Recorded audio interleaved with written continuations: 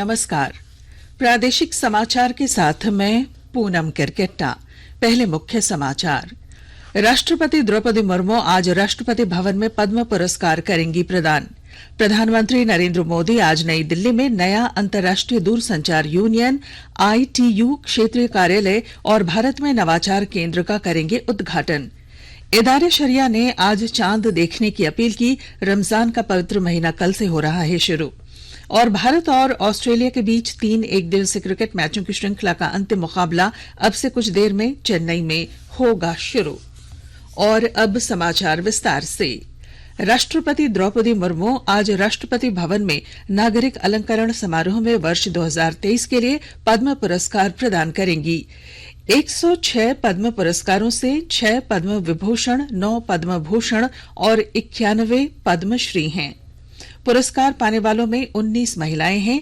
दिलीप महालनोबिस को मेडिसिन बाल रोग के क्षेत्र में मरणोपरांत पद्म पुरस्कार से सम्मानित किया जाएगा।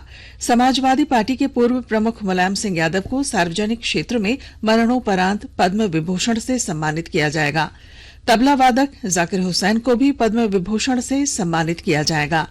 जिन लोगों को पद्म भूषण से सम्मानित किया जाएगा उनमें कन्नड़ उपन्यासकार और पटकथा लेखक SL भैरप्पा, उद्योगपति कुमार मंगलम बिड़ला और लेखक और समाजसेवी सुधा मूर्ति शामिल हैं। प्रधानमंत्री नरेंद्र मोदी आज दोपहर बाद नई दिल्ली में नया अंतर्राष्ट्रीय दूरसंचार यूनियन ITU क्षेत्रीय कार्यालय और भारत में नवाचार केंद्र का उद्घाटन करेंगे। ITU सूचना और संचार प्रौद्योगिकियों के लिए संयुक्त राष्ट्र की विशेष समिति है और इसका मुख्यालय जिनेवा में है। भारत ने पिछले वर्ष मार्च में ITU के साथ मेजबान देश के समझौते पर हस्ताक्षर किए थे, जिसके अंतर्गत क्षेत्रीय कार्यालय स्थापित किया जाएगा। संताल परगना के शराब कारोबारी योगेंद्र तिवारी के देवघर और दुमका के 2 ठिकानों पर आयकर विभाग की टीम जांच कर रही है। देवघर के भवानी फेरस प्राइवेट लिमिटेड के मिल में आयकर की टीम ने जांच की। कल दोपहर शुरू हुए इस आयकर सर्वे में देवघर तथा धनबाद आयकर विभाग की टीम शामिल है। योगेंद्र तिवारी के देवघर के डाबर ग्राम स्थित मेहर गार्डन और दुमका स्थित होटल मेहर में आयकर टीम जांच कर रही है। मरांग गोम के जयपाल सिंह मुंडा पारदेशीय छात्रवृत्ति योजना 2023-24 के लिए आवेदन जमा करने की अंतिम तिथि 15 मई तक है। अनुसूचित जनजाति, अनुसूचित जाति, पिछड़ा वर्ग और अल्पसंख्यक वर्ग के विद्यार्थियों को 31 विषयों में मास्टर डिग्री और MPhil करने का अवसर मिल रहा है। वे यूनाइटेड किंगडम और नॉर्दर्न आयरलैंड के 110 विश्वविद्यालयों में उच्च शिक्षा प्राप्त कर सकेंगे। इस योजना का लाभ 35 वर्ष तक के छात्र छात्राएं ले सकते हैं। आज विश्व जल दिवस है।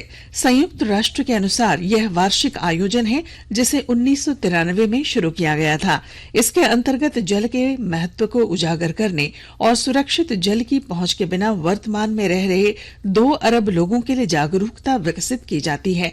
आज का दिवस ताजा जल के महत्व पर फोकस करता है और ताजा जल स्रोतों के सतत प्रबंधन पर जोर देता है।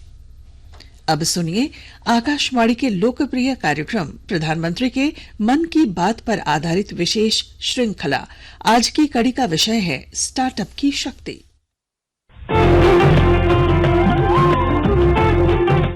लोग, आवाज और सीधा संवाद, यानी हमारे, आपके, हम सबके मन की बात। जी हां, ऐसे ही करोड़ों लोगों से जुड़ते हैं हमारे प्रधानमंत्री आकाशवाणी पर हर महीने के आखिरी रविवार को मन की बात कार्यक्रम के साथ।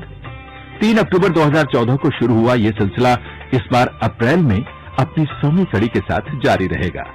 इस अवसर पर आकाशवाणी इस विशेष कार्यक्रम से प्रधानमंत्री के कुछ ऐसे चुनिंदा संबोधनों को प्रस्तुत करने जा रहा है जिन्होंने देश को नई राह दिखाई।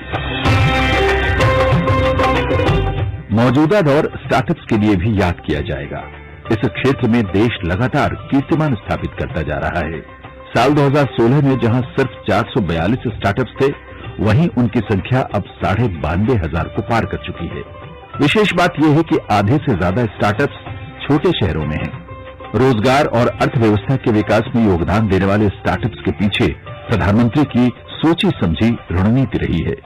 27 दिसंबर 2015 को मन की बात में स्टार्टअप्स के लिए नौजवानों को प्रेरित करते हुए प्रधानमंत्री ने कहा, स्टार्टअप के संबंध में हमारे यहाँ एक सोच बंदी बंदाई बन गई है। जैसे डिजिटल वर्ल्ड हो या आईटी प्रोफेशन हो, ये स्टार्टअप उन्हीं के लिए जी नहीं। हमें तो इसको भारत की आवश्यकताओं के अनुसार बदलाव लाना है। गरीब व्यक्ति कहीं मजदूरी करता है, उसको शारीरिक श्रम पड़ता है, लेकिन कोई नौजवान इनोवेशन के द्वारा एक ऐसी चीज बना दे कि गरीब को मजदूरी में थोड़ी सुविधा हो जाए, मैं इसको भी स्टार्टअप मानता हूं।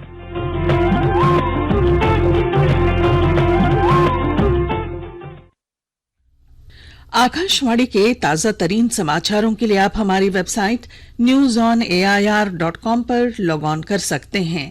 ताजा समाचार Twitter handle @AIR news alerts और Facebook page All India Radio News पर भी उपलब्ध है।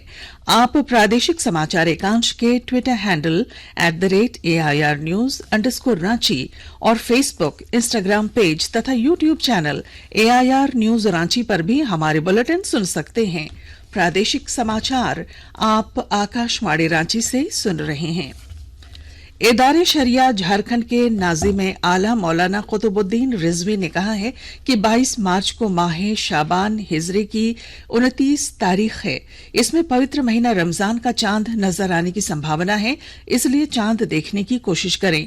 अगर चांद नजर आए तो दारुल कज़ा इदारे शरिया झारखंड को सूचित करें। गुमला को इस वर्ष के अंत तक राज्य का पहला टीबी मुक्त जिला घोषित करने की दिशा में कार्य किया जा रहा है। उपायुक्त सुशांत गौरव ने सभी संबंधित पदाधिकारी और कर्मियों को इस संबंध में कार्य करने का निर्देश दिया है। ब्यौरे के साथ हमारे संवाददाता। वर्ष 2023 के अंत तक गुमला जिले को झारखंड का पहला टीबी मुक्त जिला घोषित करने की दिशा में जिला के उपायुक्त सुशांत गौरव ने सभी संबंधित पदाधिकारी एवं कर्मियों को युद्ध स्तर पर कार्य करने का निर्देश दिया है। इस संबंध में जिला के उपायुक्त ने बताया कि अब तक जिले के लगभग सभी टीबी मरीजों को चिन्हित करते हुए निक्षय मित्रों द्वारा उन्हें गोद लेते हुए उनके पोषण आहार की जिम्मेदारी उठाते हुए उन्हें टीबी मुक्त करने की दिशा में सहायता प्रदान की जा रही है। वहीं सरकार की ओर से मुफ्त में इलाज भी किया जा रहा है। उन्होंने बताया कि 6 महीने के उपचार एवं पौष्टिक आहार के सेवन से टीबी मरीज पूरी तरह से ठीक हो जाते हैं। नरेश कुमार, आकाशवाणी समाचार, गुमला। प्रधानमंत्री नरेंद्र मोदी ने नव संवत के अवसर पर लोगों को बधाई दी और कहा कि नव वर्ष विक्रम संवत 2080 देशवासियों के लिए नए अवसर लेकर आएगा। श्री मोदी ने लोगों को गुड़ी पड़वा, साजिबू चेराओबा, नवरेह, चेटीचंड और उगाड़ी की भी बधाई दी है। खूंटी जिले के मारंगहादा थाना क्षेत्र में अफीम का डोडा बिक्री किए जाने पर थाना प्रभारी अजय भगत ने 2 लोगों को रंगे हाथों गिरफ्तार किया है। 9 बोरों में 113 किलोग्राम डोडा बरामद किया गया है। वहीं दूसरी तरफ जिले के अड़की थाना क्षेत्र के कोचा सिंदरी क्षेत्र में पोस्ते की अवैध खेती करने के केस में फरार 5 अभियुक्तों को पुलिस ने कल गिरफ्तार किया है। हजारीबाग जिला प्रशासन के खिलाफ बड़ा अखाड़ा के पास 6 दिनों से अनशन पर बैठे सनातनियों ने अपना उपवास तोड़ दिया है। कल शाम सदर सीईओ राकेश कुमार ने 5 अनशनकारियों का अनशन समाप्त कराया। अनशन समाप्त करने के बाद अमन कुमार ने कहा कि जिला प्रशासन ने उनकी मांगे पूरी कर दी हैं, इसलिए उन लोगों ने अपना अनशन समाप्त किया है। क्रिकेट। भारत और ऑस्ट्रेलिया के बीच 3 एक दिवसीय अंतर्राष्ट्रीय क्रिकेट मैचों की श्रृंखला का अंतिम मुकाबला अब से कुछ देर में शुरू होगा। यह मैच चेन्नई के चेपॉक स्टेडियम में दिन के 1:30 बजे से शुरू होना है। दोनों टीमें एक मैच जीतकर इस श्रृंखला में बराबरी पर हैं। भारत ने मुंबई में हुए पहले मुकाबले में ऑस्ट्रेलिया को 5 विकेट से हराया था। इसके बाद विशाखापत्तनम में खेले गए दूसरे एक दिवसीय मैच में ऑस्ट्रेलिया ने भारत को 10 विकेट से पराजित किया था। और अब अंत में मुख्य समाचार। राष्ट्रपति द्रौपदी मुर्मू आज राष्ट्रपति भवन में पद्म पुरस्कार करेंगी प्रदान। प्रधानमंत्री नरेंद्र मोदी आज नई दिल्ली में नया अंतर्राष्ट्रीय दूरसंचार यूनियन ITU क्षेत्रीय कार्यालय और भारत में नवाचार केंद्र का करेंगे उद्घाटन। इदारे शरिया ने आज चांद देखने की अपील की। रमजान का पवित्र महीना कल से हो रहा है शुरू। और भारत और ऑस्ट्रेलिया के बीच 3 एक दिवसीय क्रिकेट मैचों की श्रृंखला का अंतिम मुकाबला अब से कुछ देर में चेन्नई में होगा शुरू। और इसके साथ ही आकाशवाणी रांची से प्रादेशिक समाचार का ये बुलेटिन समाप्त हुआ। नमस्कार।